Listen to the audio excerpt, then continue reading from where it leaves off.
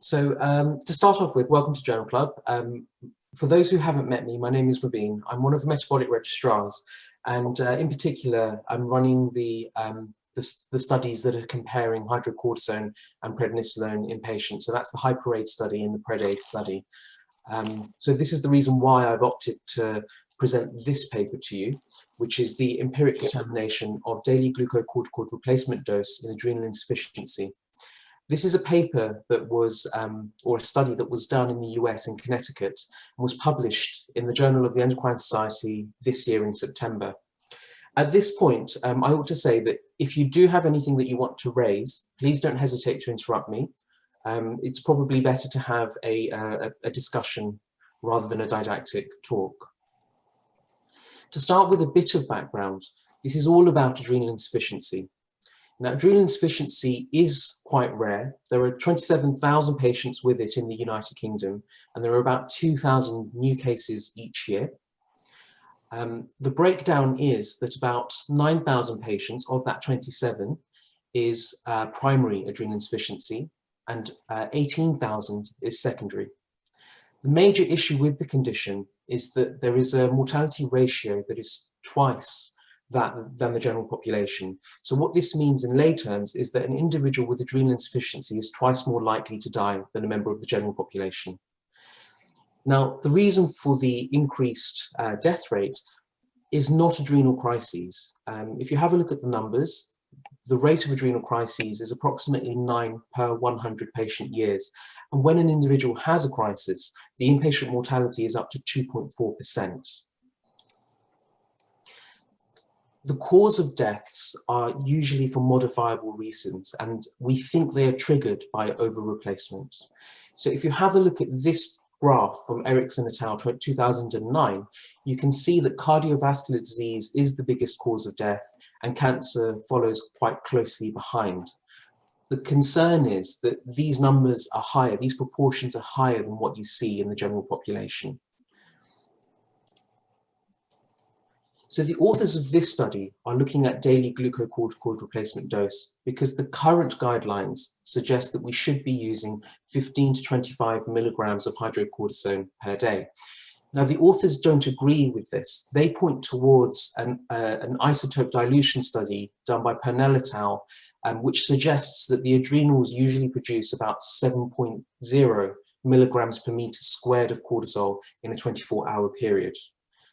Now, if you convert the clinical practice guidelines to BSA corrected, the body surface area corrected numbers, you end up with figures of 8.8 to 14.7 milligrams per meter squared, and the midpoint of that is 11.8 milligrams per meter squared. When this conversion was done, the group used an average BSA of 1.7, and this represents the average for the United States. Now, this is a nice segue into the guidelines. So the best set of guidelines available at the moment are the clinical practice guidelines published on behalf of the Endocrine Society by Bornstein et al., and this was published in 2016.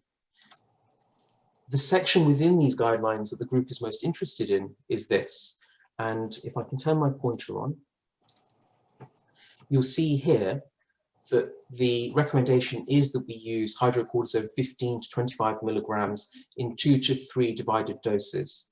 I've also included the bit about prednisolone, which is stated as an alternative and at doses of 3 to 5 milligrams per day, although the guidelines do suggest that it could be once or twice. We don't quite adhere to the twice per day. We think it's better off used as a once daily drug.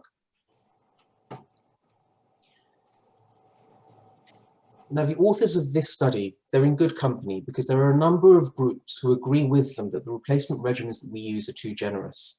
Now, this is just 3 papers, but there are more. So Ma et al. In 2004 took 20 controls and 20 patients with adrenal insufficiency. Now, the patients with adrenal insufficiency were given on one occasion 10 milligrams of hydrocortisone and on another occasion a BSA corrected dose. What they did was they gave a dose of 5.5 milligrams per meter squared.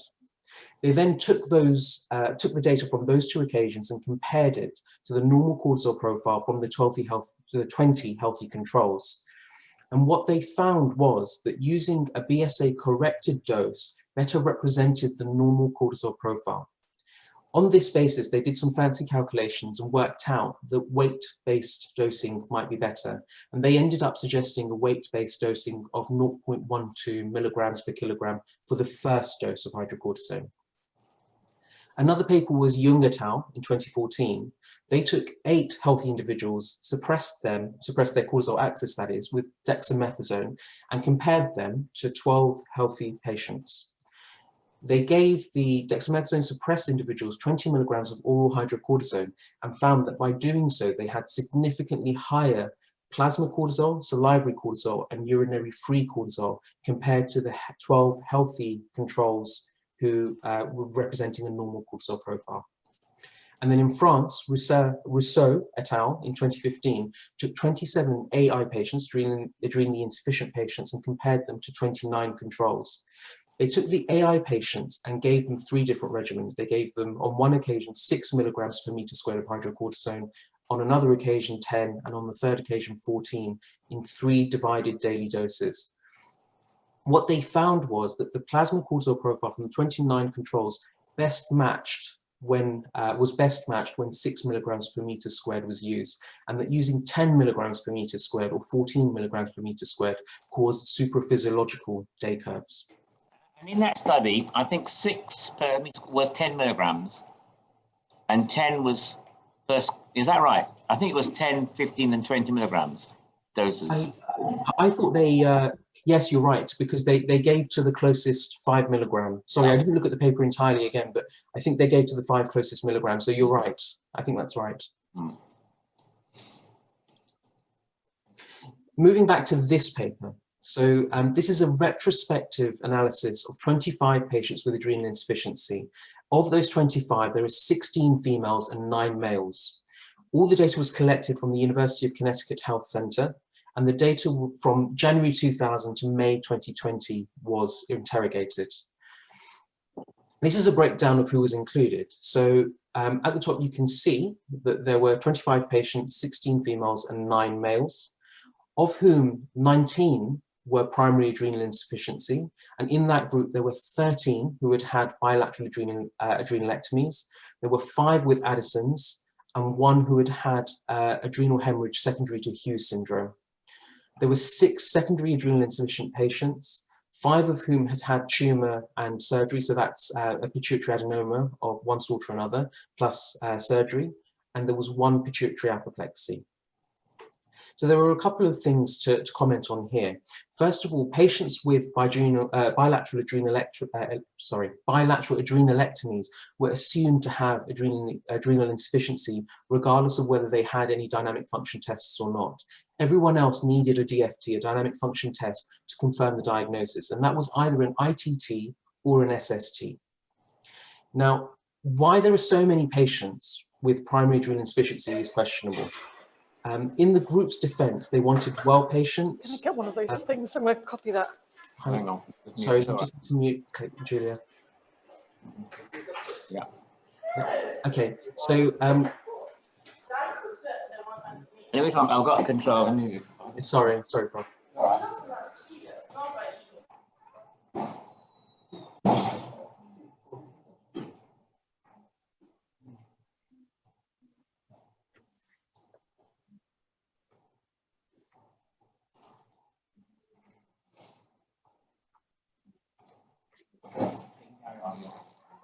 Yeah.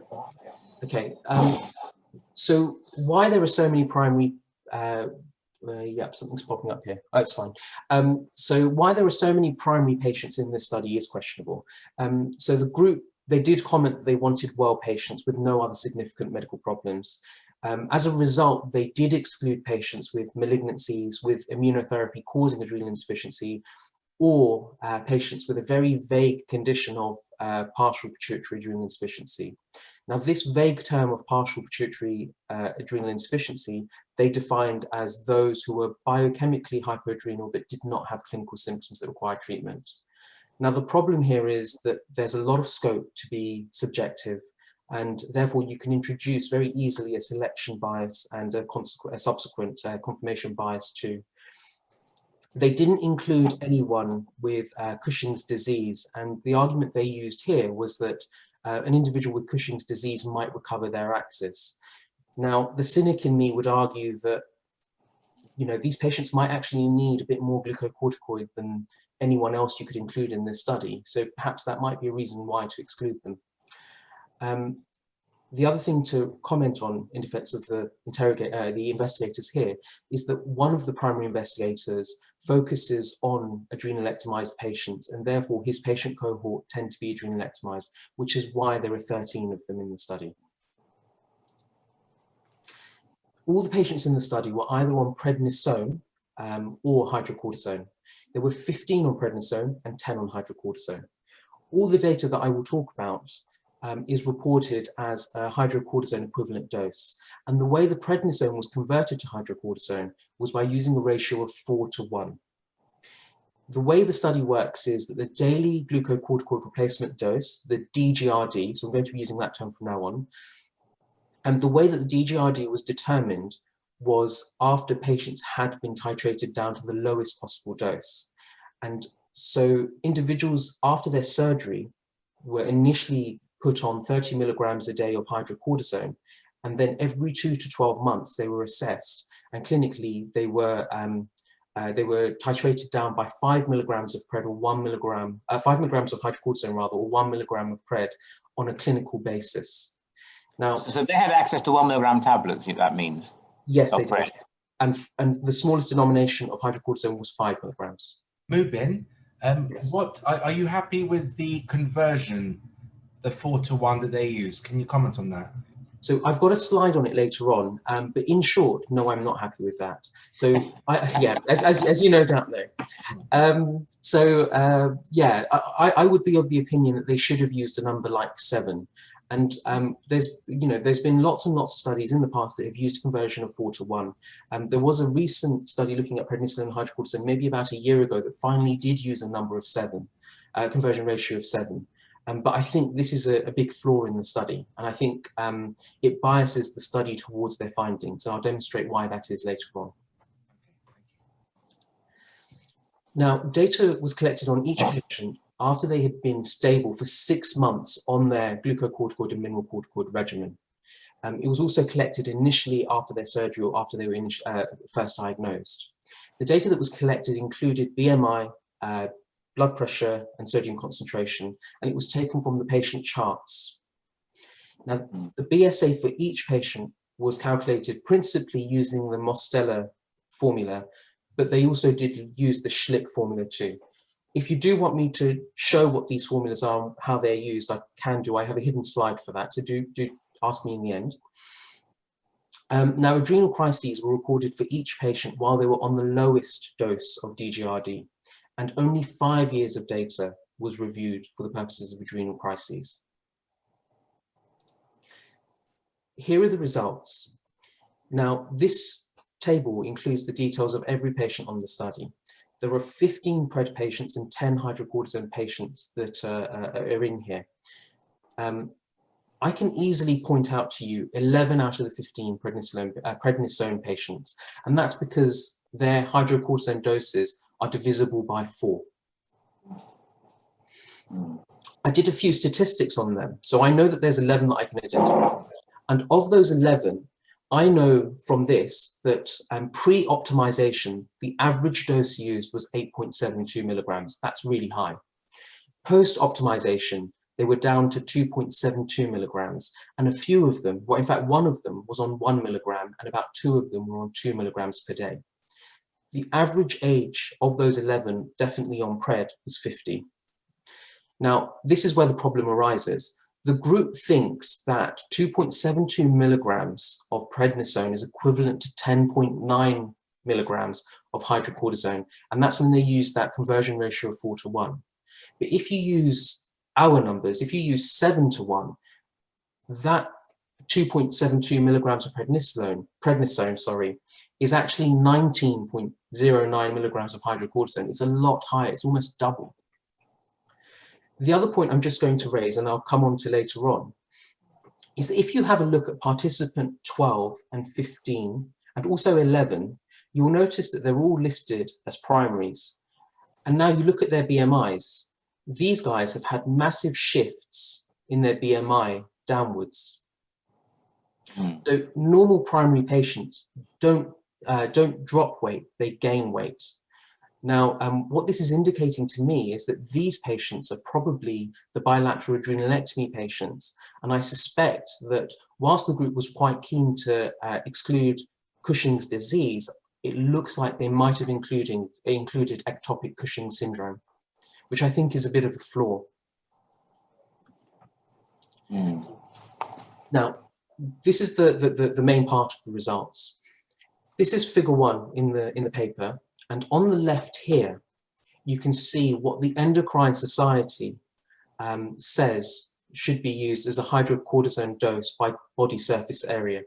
So there, if you look at the guidelines say you should use 11.8 milligrams per meter squared. In the present study, when the group analyzed their data, they found that their patients were on 7.6 milligrams per meter squared. And this is significantly lower than the 11.8 in the guidelines.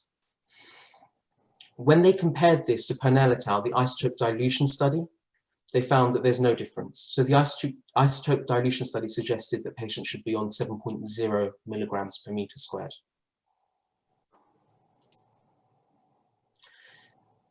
Now, the average body surface area, the BSA, in this study was 1.88 meters per second, and the average in the United States is 1.7.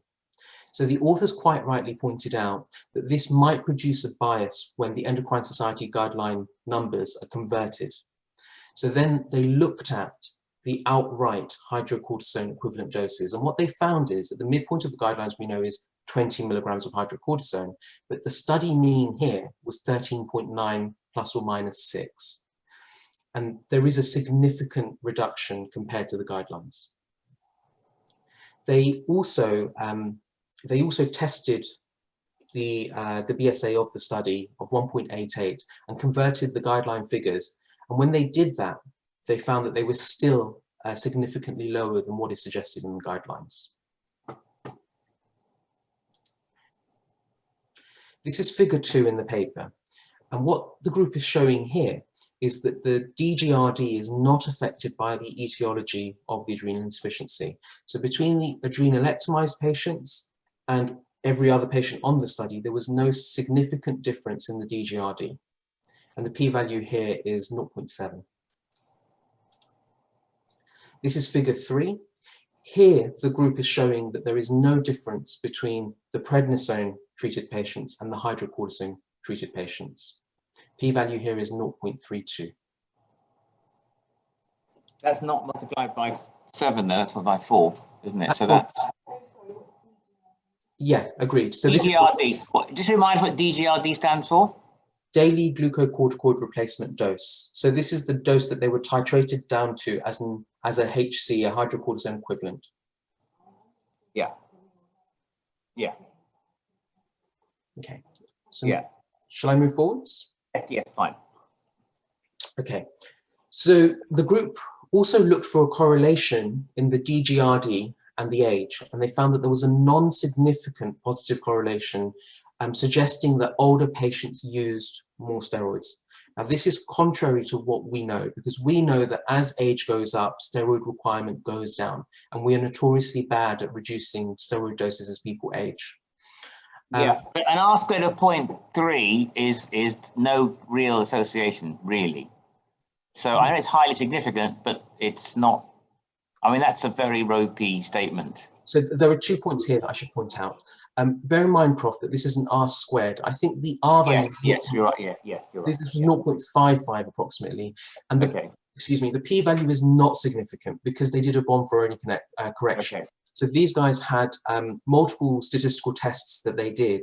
And because of that, they did a correction where they take the p-value of 0.05 and divided it by as many tests as they're doing. Yeah. So for them in this study, significance is 0.0071. So this is not significant. Okay. But the reason why I raise this is that I would argue again that this has to be interpreted with caution because they've used a 4-to-1 conversion, not a 7-to-1. So they're going to find this because they've got the values wrong, essentially. These patients are on far more hydrocortisone at a younger age. Now, in order to show that there was no underdosing in the study, the group then took the parameters that you can see on the screen and then correlated them with the DGRD. What they found is that all the parameters you're looking at were within the accepted ranges.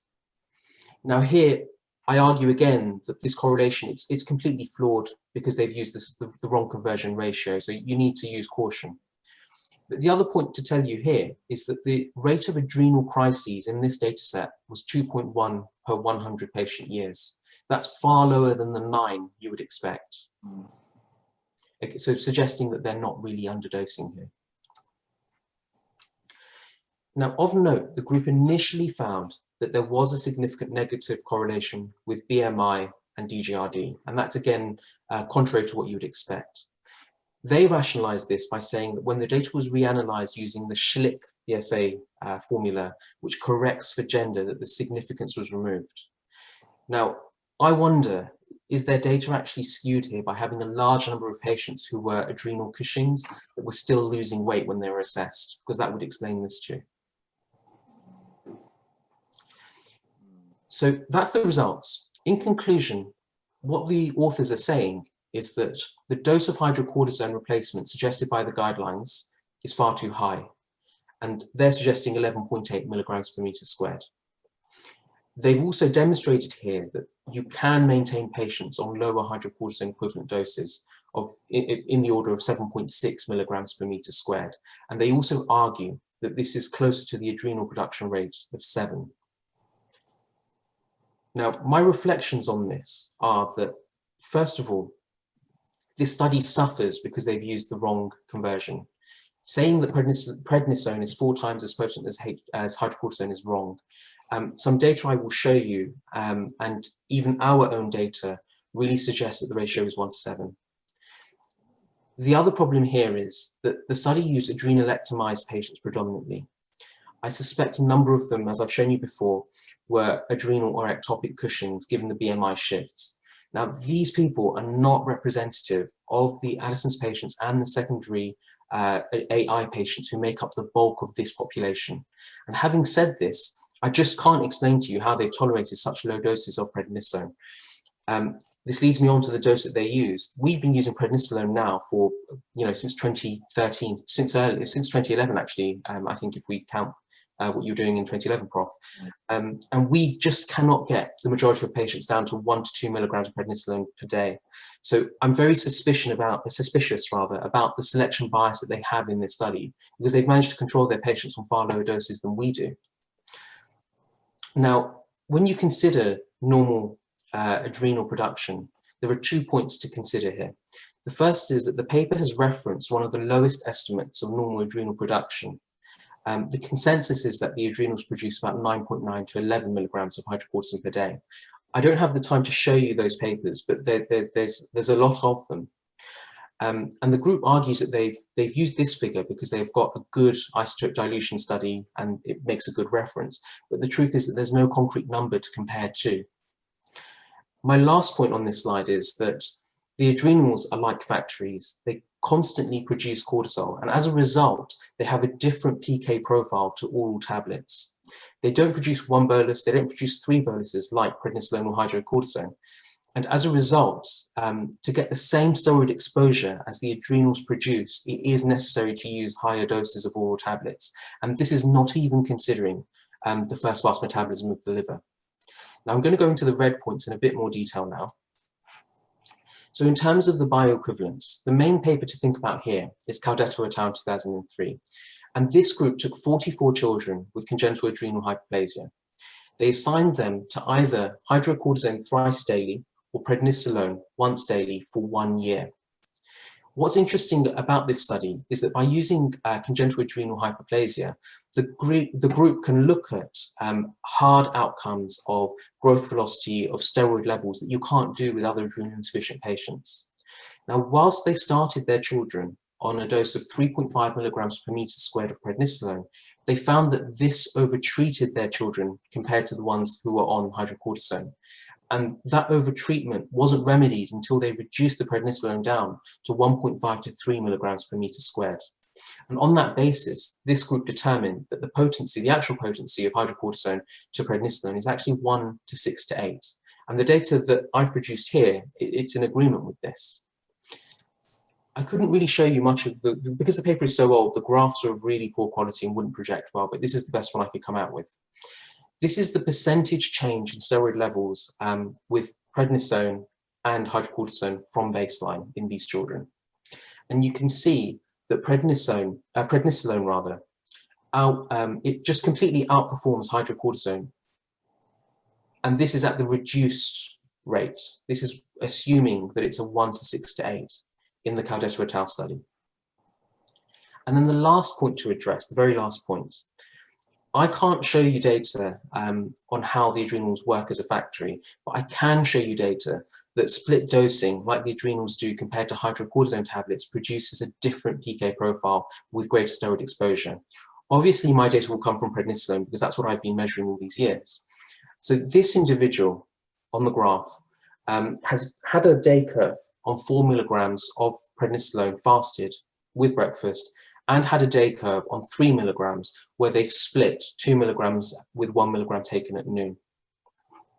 So this day curve that I'm tracing here is the fasted 4 milligram, and this one that I'm tracing here is the split dose 2 plus 1 milligrams. The point to make is that when an individual, or when this individual took 4 milligrams as a single dose, they had a total steroid exposure or an AUC of 1184. When they took 1 milligram less and split it, the exposure was higher at 1342. And this is replicated whether the tablet is hydrocortisone or prednisolone. The point I'm trying to make, though, is that if you assume, for example, that the adrenals produce 9 milligrams of hydrocortisone in a day, because it's produced in multiple split doses throughout the day, the total steroid exposure will be far higher than if the same person took 3 milligram tablets 3 times. As such, if you want to mimic the adrenals, bigger oral doses are needed. And like I said before, that's not even including what the liver does to the drugs, because there is a reduction in the levels from the dose taken, and that's bioavailability. And we haven't even considered that. And that's everything I'm going to talk about in terms of the paper. But before I pass over to discussion, I just wanted to highlight that the studies are still going, and I am really, really desperate for patients. So the point in red is the main thing to take away. If you do see patients who are on hydrocortisone or prednisolone for adrenal insufficiency, please just email their MRNs to steroids@imperial.ac.uk. Pleasantries are not even required. Just literally email the MRN and I will follow them up. Thank you, Mubin. Thank you. Yeah. Mm-hmm. I thought Jeremy had a question there. I saw his name come up. Yeah, I was just going to ask Mubin, I mean, it's absolutely great, can I say. The amount of detail you've considered in is fantastic. What are the kinetics of prednisolone breakdown? Because cream has shown as well in a couple of cases that when you've reduced the dose of prednisolone, the area under the curve doesn't really seem to change that much. And the peak level also doesn't, the curve, the peak level and the 8-hour level don't seem to be altering as much you'd expect. So my question is, what is it about prednisolone kinetics? I mean, it's not following a sort of linear kinetics, is it? What does it actually do? So this is an interesting point. So Prof and I have been discussing this in recent days as well. Now it's quite complicated because there are a couple of elements. There's what does the liver do, what do the binding proteins do, and what do the kidneys do? Those are the 3 aspects if you break it down. In terms of the liver, prednisolone, so no one's really looked at how prednisolone is metabolized in the liver properly, but we do know that you end up with metabolites such as 6-alpha, 6-beta prednisolone, tetrahydroprednisolone, and dihydroprednisolone.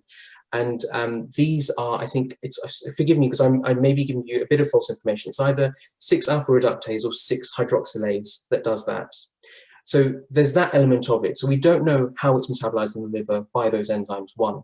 2, we do know that when prednisolone is in the blood, that it displaces cortisol in CVG. And we know that the binding of prednisolone and cortisol to CVG is non-linear. Therefore, the more cortisol or the more prednisolone you have in the blood, the faster it is excreted as free prednisolone or free cortisol. So the more you have, the quicker it's excreted. And then the other aspect that is, again, not very well defined is what does the kidney do? So we know that we have 11-HSD type 2, which will convert prednisolone to prednisone and cortisol to cortisone. And again, we don't know how you can overwhelm that or how much you need of prednisolone to overwhelm that and the effect that it has. So in short, the answer to your question is, I can't explain it. If I was to make an educated guess, I would point towards liver and I would point towards CBG binding. But the truth is we need more work done to characterize how they actually interact. Great. So this is an area that we need to, we need to work on really, because you're quite right. We've been looking at this and there are some difficult to explain patient data, especially when you wean prednisolone. It's remarkable how there seems to be some sort of, well, we know we're all about autoregulation, and it seems that you can make quite big changes if you do it slowly and have very little change. So this is a whole area that we're just kind of assessing now, actually, surprisingly. I thought we knew a lot more about it, but I'm realizing more and more that we know less and less. Mubin, does your pred assay measure total or free prednisolone, part 1? And part 2, does it measure these breakdown products you're talking about from first pass metabolism, and are they biologically active? So in terms of, sorry, I've just, forgive me, I'm a bit heightened at the moment, so I've just forgotten the first part of that question, but the second part. Yeah, well, yes. Is it just free or is it total prednisolone? It's total prednisolone. So we do a protein crash and it basically releases all the prednisolone, so it's total. And in terms of the specificity of the assay, it's very specific to prednisolone. Prednisone doesn't interact. Methylprednisolone doesn't interact either. If we did want to look at the other the metabolites of prednisolone, there are other ways of doing it, and UCH, for instance, has an assay that can measure all of those. In terms of are they biologically active, no. Even prednisone is not biologically active. For prednisone to work, it must be converted to prednisolone by 11-HSD type 1 in the liver first.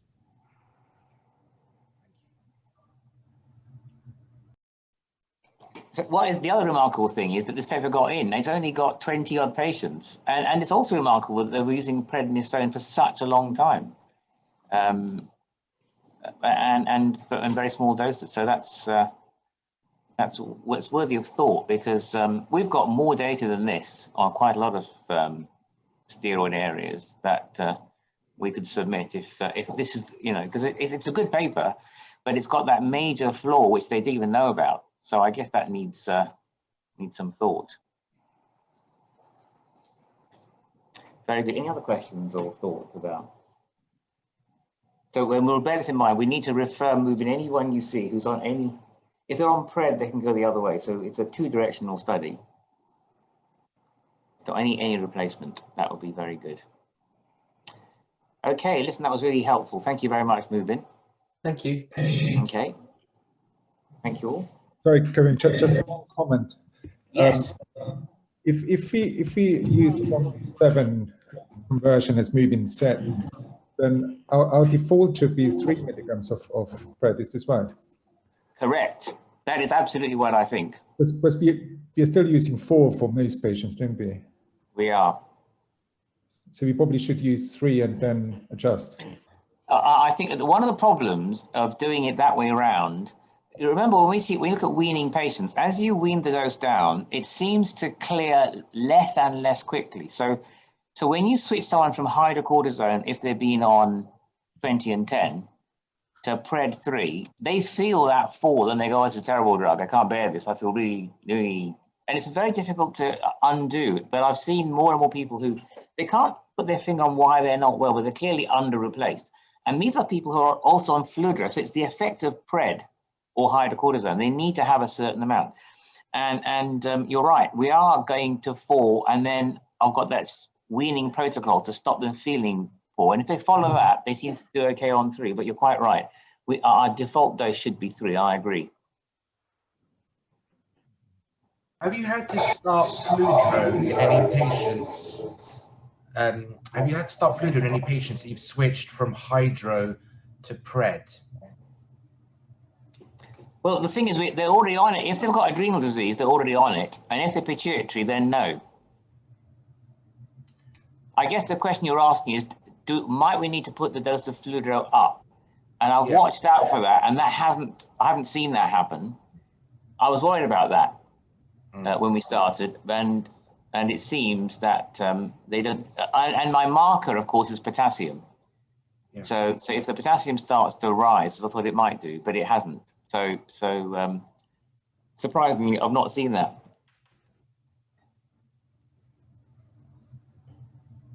So I think there's a lot more to autoregulation of steroids than we thought about, and that explains possibly why we can get down to lower and lower. If you do it slowly, it's okay. If you do it too quickly, and in fact, the rheumatologists will tell you this, they have the same issue. When they suddenly cut the dose, the patients are unhappy. But if you do it really slowly, then they seem to be all right. But Florian, you're quite right. I think 20 of hydrocortisone is 3 of pred. I have always said that. But I know that some people feel a bit rough when we put them straight onto 3.